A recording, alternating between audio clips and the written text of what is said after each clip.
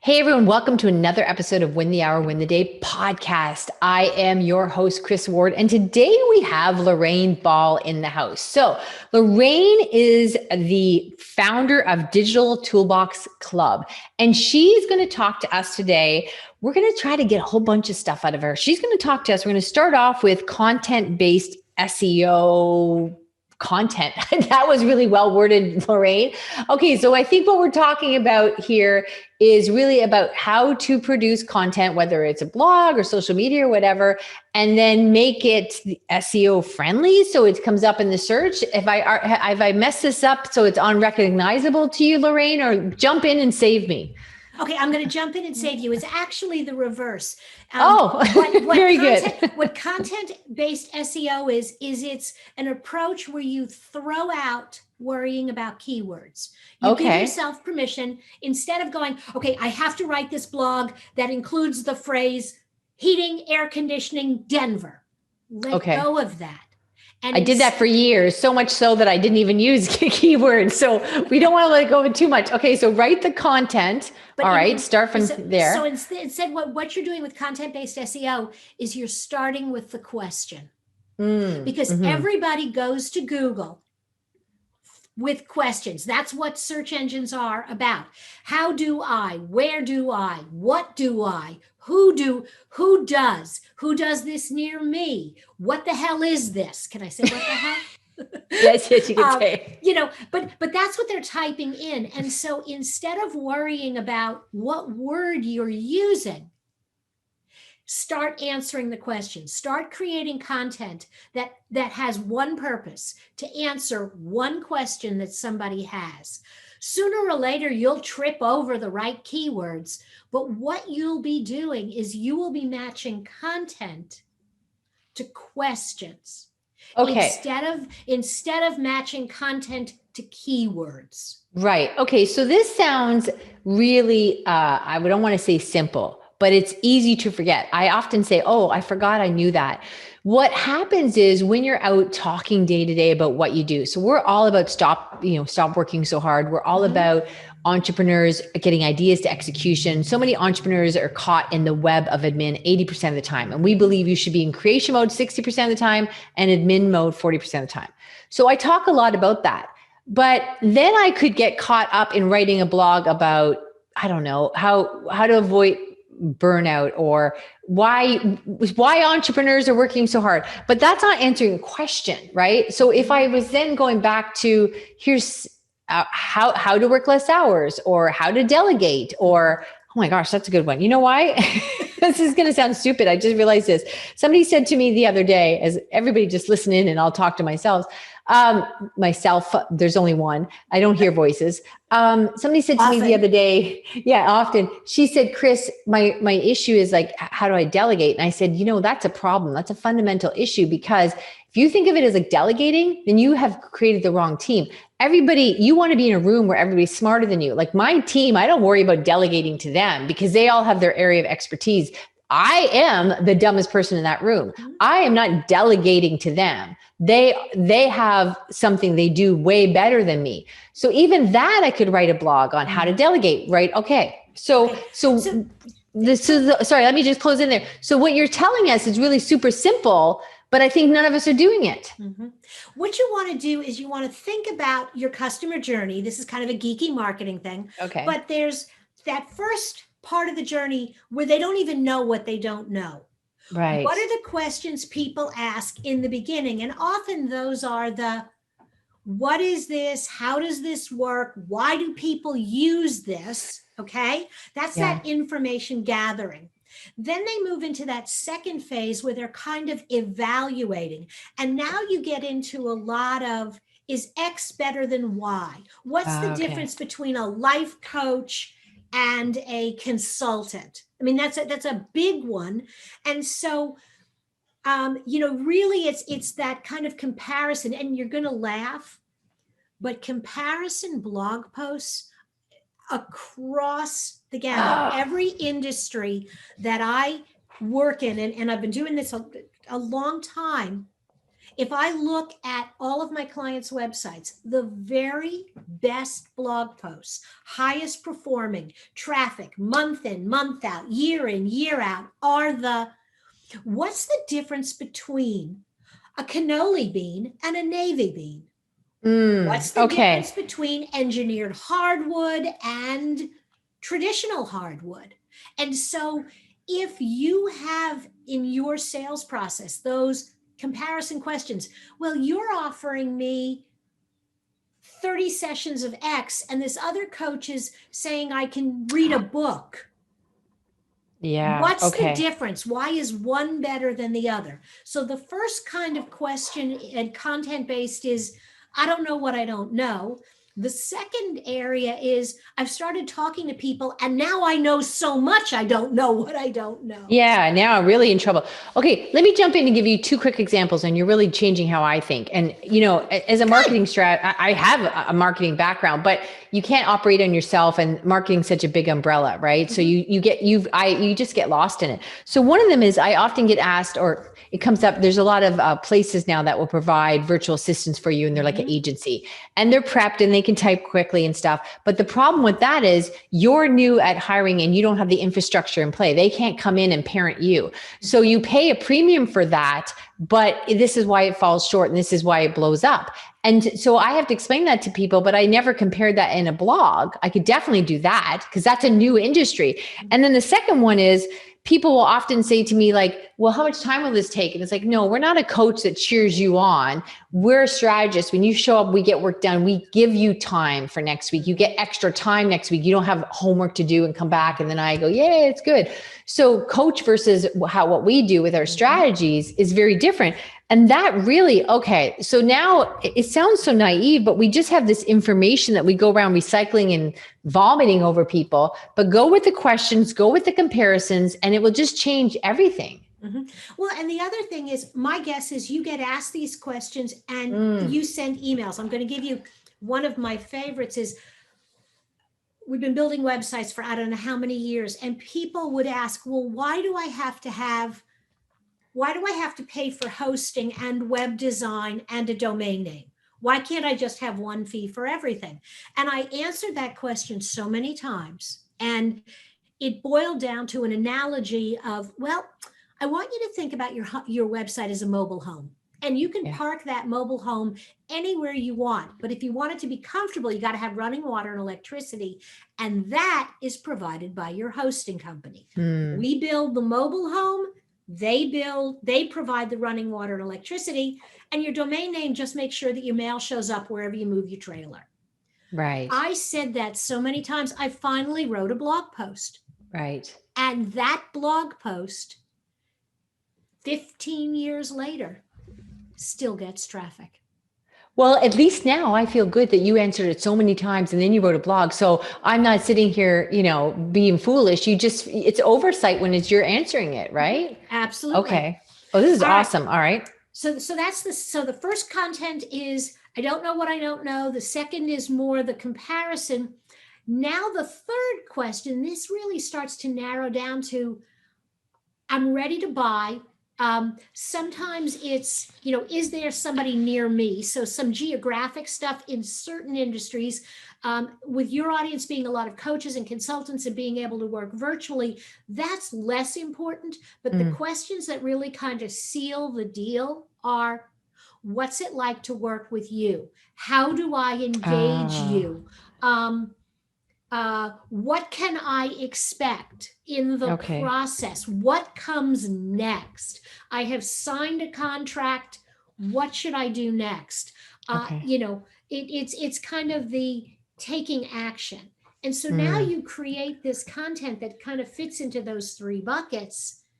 And the beautiful thing is because you're answering the questions that people have, that content will generate organic traffic. You will naturally include the words and the phrases that not that you think people should use, but that people actually do use. And that creates that great content that actually Google loves. And I could hang up on you right now and just start writing content. Yes. I I won't take it personal. No, no, because I write content all the time and I was told I was good at it. But what happens is, and I used to say this about websites, people think it's like a book, like they're going to start on page 1 and they're going to read it all the way to page 6. And that is not how it happens. And so I know that, but when it's you feel like, oh, I have to start with a general level. Okay. The reason you're burnt out is because of this. And then I start the next thing. So I guess I think I'm taking them through the journey from A to Z, but that's not how it goes. You have to have questions and answers out there so they hop in where they want. And I kind of know some of what you're saying, but it got lost in the shuffle. And I didn't respect the simplicity of it and the profoundness of it. I used to tell, people used to say, oh my God, Lorraine, you're really smart. I'm like, no, I'm really lazy. What I always do is I look at the easiest way. I mean, I want to deliver value, but at the end of the day, I really want to find the easiest way to get the desired result. Yeah. And what I often recommend when people are trying to go, well, I don't know what to write. And I'm like, do you write emails to customers to answer their questions? And they're like, well, yeah, great. Go through your email, find those things you've already written and use those as the starting points for your content. And if you're like me, I'm high audio. Nothing makes sense till it comes out of my mouth. And then I can put it on paper. So pop up your iPhone and answer the question. Yeah. Create content that answers questions in multimedia form. Let me jump in here, Lorraine. That is a fabulous tip, and I'll tell you why. First of all, you can type a good typer. I've lost all my English today, but a good typist might be 50, 60 words per minute. And on the average person, I don't know, talks like 120 words per minute. I'd say 260 for me, but anyhow. So, but also what I find is when I do the audio stuff, when you sit down, shoulders back, and you start to type, you start like therefore and however, it's just how we were taught. But when I talk, then it sounds engaging and conversational, which is what I then have to go back and edit my document and try to make it sound more interesting. So when you talk, it really does come out with the stuff you say to your client. So it is sincere, it is real, it does have something you can sink your teeth into. And there's even a button now, guys, on Google. You just up there in the tools, and there's dictation. You hit it, read on and off. And I just talk into my computer, and then it's so much quicker, less typing, and it's much easier to edit. Then you can have somebody on your team turn it into proper grammar if you want, and then go back and look at it later. But it just flows out so much better than when you try to write and you start from the beginning and try to write something out on a white piece of paper. It doesn't work. Well, and it's funny because I have spent, I don't know, the last 20 years earning a living writing. I am not a writer. I'm not. And so my fallback has always been, talk through it first and then write it. And when I started discovering good dictation and transcription tools, I spend $9.99 a month for Otter because Otter gets me. Other than my name, it pretty much gets everything I say, and it really does a good job of transcribing it. And we've developed a relationship, me and this app. I know. Hold on, let's just spell that for everybody. Is it Otter like the animal? Otter. Yes. Okay. All right. Got it. And it might be otter.io, not .com. But if you just search Otter transcription, but we have a relationship, and if I don't talk too fast, Otter gets me. And so, I've developed this habit. I put my phone in and I go for a walk and I talk to myself. And that is I used to do it in my car when I was driving more, thinking through, okay, I just had that conversation and they asked me this. How would I answer that succinctly? It's right. Yeah. So there's a good tip. We're asked questions all day long. And so just have something on your phone where you can just add those questions. So you come back and then say, here, now I need to write some content. And here is my little file on my phone. Like in the iPhone, it might be your notes or whatever. And just keep adding to that question thing. And then you've got your content. Yes. And it's authentic. It's in your voice. Yeah. And it's informative. And that is the best kind of content, because you don't find yourself doing what I call the chest thumping. Me, I'm so good. But when you sit down to write, copy, sometimes you slip into that. Yeah. Yeah. 100%. It's very different than when you're talking. Okay. Wow. Take us on this journey. What do we need to know next? Okay, so I'm going to switch gears because we've talked about kind of this content-based SEO, and that's going to keep the search engines happy. But now you actually want to get human beings to notice it. Okay. And that's where, as much time as you spend writing your piece, I want you to spend on your subject line or your headline, the Okay. title of the post, and then that little teaser maybe that you put on Facebook or Instagram or LinkedIn or whatever your world is. Because if you don't capture my attention with the headline, I'm not coming. Right. I read a thing in a book once and it was really profound. I always remembered it. And he was saying that when you're on a train, a good headline is if you were going 60 kilometers an hour, 60 miles, American here, 60 miles an hour, and you saw the bulletin board out of this corner of your eye, would you read it? Right. It has to be able to grab somebody like that. So where do we start with that? I know there's things online where you can test your title and your hook, but sometimes I don't know. I don't buy into that. I think they're a little formulated, but where do we start? So I think the first thing is there are categories. They're kind of groups of subject lines, and you're going to find your rhythm. You're going to find what you like. One of the ones that everybody fell into for a while, and they kind of work, but every time I see them, I want to like throw up. It's 5 ways to do X. Right. Yes, yes, To know about, yes. because Yeah. there is a rule that says numbers. Right. If you're going to do numbers, don't make every headline about numbers because then it gets old. Use them sparingly. But 2 rules about numbers: really small or really big. 3 Okay. ways. The reason it really small, because people look at that and go, okay, they're going to give, I can read 3 things really quick. I'll give them a minute of my time to do it. Or 101 different tips. Right. Okay, that's a really long list, but they got to be something on there Yeah. I can use. Right. The 10 and 15 in the middle, I ain't got time for that. And they should always be odd numbers. Yeah. Okay. Odd number. But Okay. I actually prefer some of the other style tips. One is sort of the hint of mystery, where you kind of tell half the story and make me go, what? And my favorite example is this is a New York Post headline from back, I think, in the 1960s. There was a gruesome murder in a bar on Long Island, and they sent the writer out. And back in the day, he had to get on the Long Island Railroad and go out there. And the whole way out there on the train, he's like, the body that they found didn't have a head. Oh, sounds gruesome. I hope this story, I don't think it's going to have a happy ending, but let's go with it. It is. The whole way out there, he's like, please let it be a strip club. Please let it be a strip club. Why? Because he'd already written the headline: headless body found in topless bar. Oh, okay. Now, a little gruesome. That headline is one of the most famous headlines of all time, because when you saw it, you would go, what?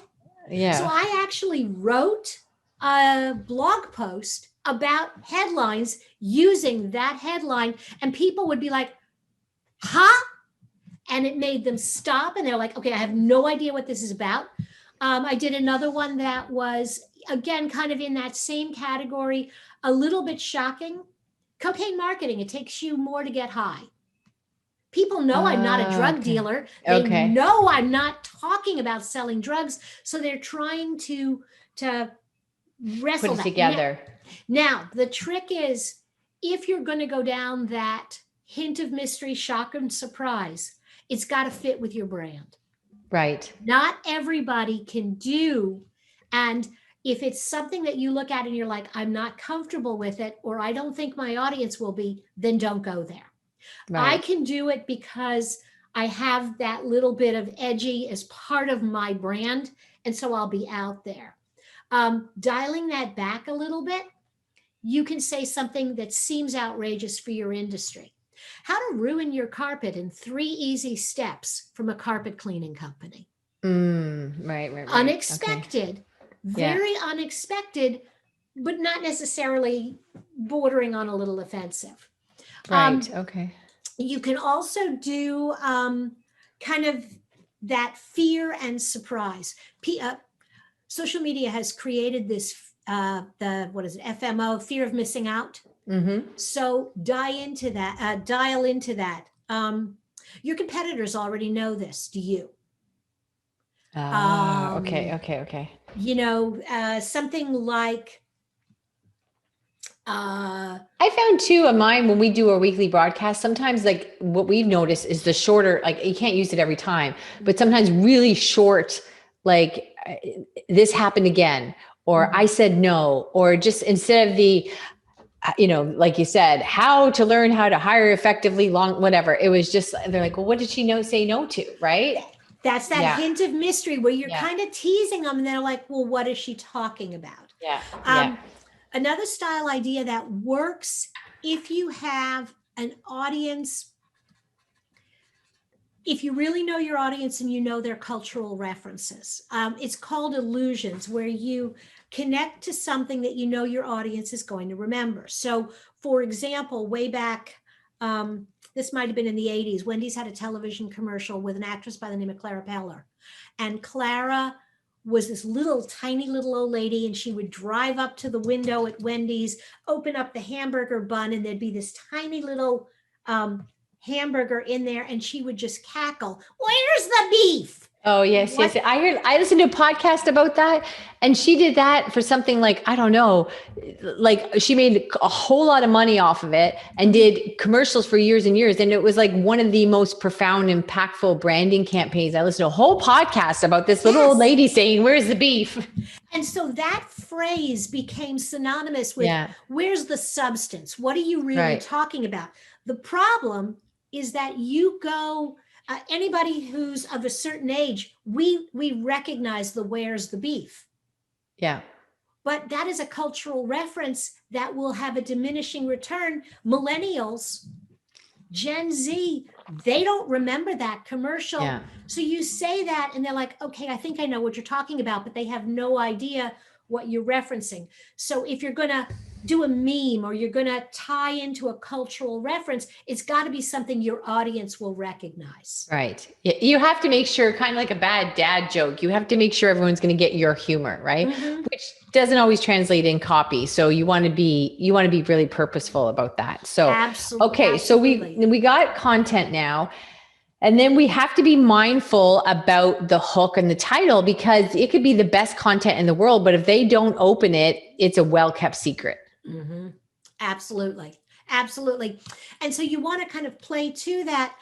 And then I think on the back end, you want to pay attention to your analytics, because that's going to tell you. And I think people kind of get caught up looking at the big picture numbers, and they don't dive down and look post by post, page by page, because there are some winners in there and there are some dogs.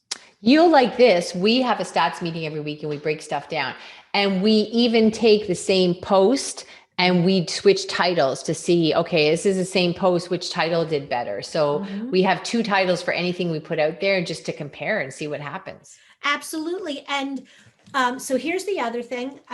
You never want to change your URL. Like, you can change your title as much as you want, but don't change that URL, because that confuses Google, and we don't want to confuse Google. But if you have a great post and it's doing well, go, and one of 2 things. That post was a winner for 6 months and then it fell off. Go back and update that post. Add a paragraph, add a new picture, add another link, and then resubmit it through Google Search Console to re-index it. Create a new social share graphic and reshare it. Okay. So hold on, before we get lost in too techie stuff. So I get it. So put it back out as a post, add a picture to it, all this stuff. The Google index, where do you want us to go with that? Does it not pick up just when you upload it on, or when you update it on your blog? It will eventually. Okay. So Google Search Console, this used to be buried underneath Google Analytics. They have spun off, and there's now a Google Search Console and Google Analytics. You can access them both with your same Gmail address. You Okay. really should, because the more fine-tuning SEO is now done through Search Console. Okay. That you Okay. are going to need somebody who's a little bit geeky to install the right code. Okay. Gotcha. But once they do that, you go in and you're like, hey, Google, check out this page. So if it's a page you've updated, you submit it and Google will scan it and kind of re-index it. Okay. Search Got engines it. will get around to it sooner or later. Let's speed it up. If we can, speed it up. We got very little control over Google. If we can help out, we are here to help Google, right? Absolutely. The other thing you can see in Search Console is it'll index your whole site and tell you where you have errors, where things don't make Google happy. Right. Yes, absolutely. Okay, Lorraine, you have been fabulous. We just have a few minutes left. What is one last thing you'd like to tell us? And then where can people find you to get more of your brilliance? I think number one, the most important thing that you have to remember is that you are not going to outsmart Google. Okay. Anybody who tells you that this is the latest trick Oh, that will yeah. beat the algorithm, don't do it. Right. At the end of the day, if you create good, interesting, relevant information, Google will share the love and it'll take care of itself.